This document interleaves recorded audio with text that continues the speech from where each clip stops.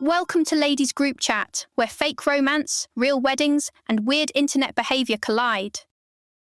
A reality TV couple broke up so fast, it felt less like heartbreak and more like a scheduled post. And honestly, that might be the theme of the whole episode. Is anyone being real, or is everybody just optimizing? The Nicolandria situation on Love Island had people side-eyeing from the jump because they somehow made hand-holding feel corporate. They were called a fake couple for a reason. No kiss, barely any real heat. And then the breakup lands right after the finale, like somebody had a content calendar and a media alert ready.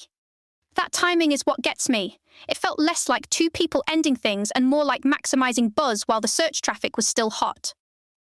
And the bigger point here is the machine behind it. Peacock's Season 8 contracts reportedly got much tighter, blocking contestants from non-Peacock shows and giving the network approval power over brand deals. So now even the post-show romance economy feels managed. The relationship, the breakup, the sponsorship, the next booking, all of it starts to look like part of the same package. That same performative energy is all over celebrity social media right now. Aaron Rodgers posts a family reunion carousel and captions it, "Another bonding leak," which is such a strange way to frame reconciliation if the point is privacy. If it's intimate, protect it. If it's content, say that. This middle zone where personal healing also has engagement bait attached to it is just uncomfortable.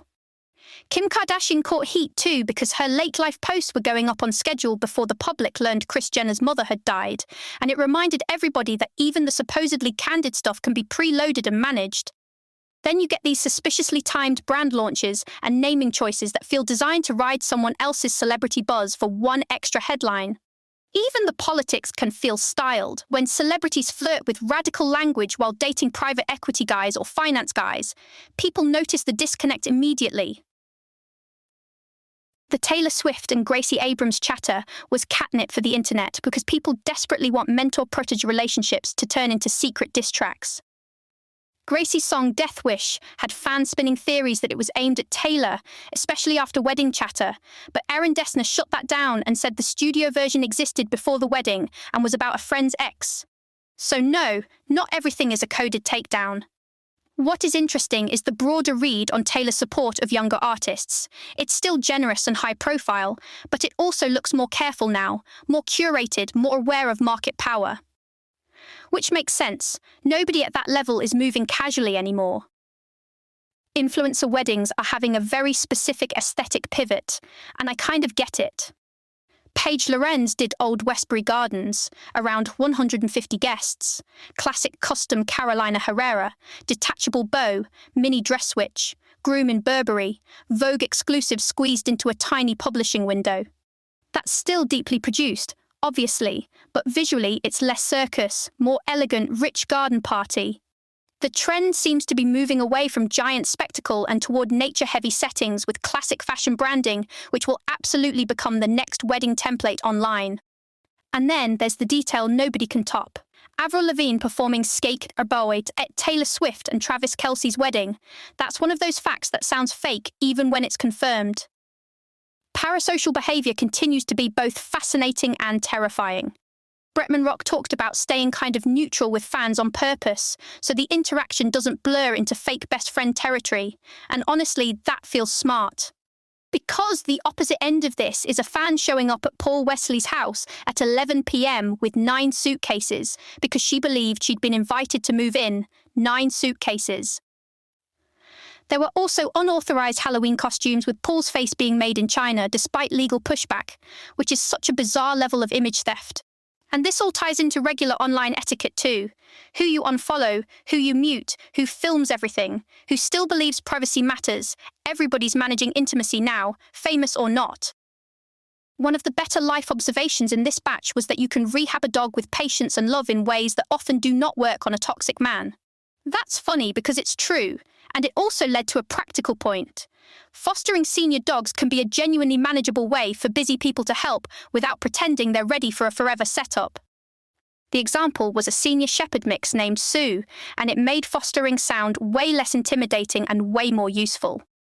Meanwhile, On the human side, self-sabotage keeps disguising itself as intuition, starting fights early, procrastinating, avoiding opportunities. All of it can feel protective while it's actually draining your peace and your money. The advice here was refreshingly unglamorous. Journaling, breathwork, therapy before you're in flames, and boring logistics like pre-recording work if you want real maternity leave. There was also a lot of extremely relatable lifestyle irritation.